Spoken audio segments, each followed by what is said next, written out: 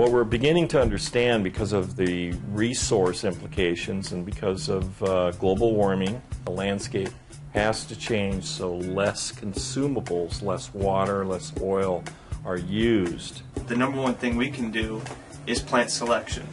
Low water users, low energy users. It takes time, and it takes patience, and it takes a lot of communication with your customers. It's going to look entirely different than it does today.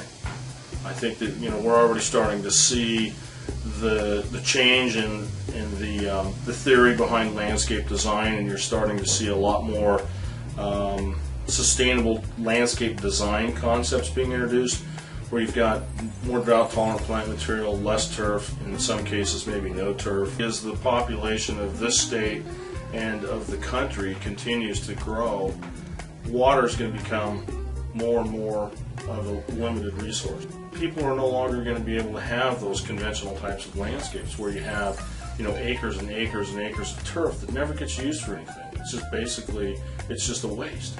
Future of the landscapes is that we're going to be growing food and things that are going to benefit the society on the whole.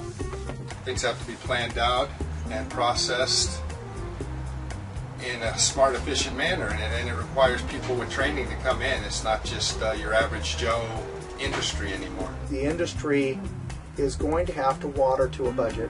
We're going to have to modify the landscape. We're going to have to modify the irrigation system.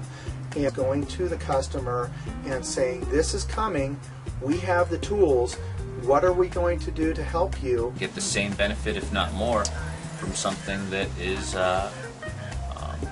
more in line and symbiotic with our environment and us. Thinking about future landscapes is that absolutely anything is possible. The only limitation that we have for future landscapes is our own creativity. Everything we need to survive is based on ecosystems, and we're in an industry that manages ecosystems. In order to manage ecosystems, we have to start to think like ecologists, biologists, engineers, so there's going to be a great opportunity for collaboration outside of our industry and working as a network of individuals that can create change towards healing our landscapes and healing the land and regenerating it to a point where there's a huge amount of abundance available to our local businesses, our local communities, our local food systems, our local medicine systems, and everything that we need can be provided by land. To move an organization through any transition, this one just happens to be probably more critical beyond our business, meaning that this transition, impacts me personally and my community, and more importantly my kids, and ideally my grandkids, their kids, and so on. There are going to be people within Cagwin and Dorward that just can't wait to get out and blaze a new trail and be an edge walker.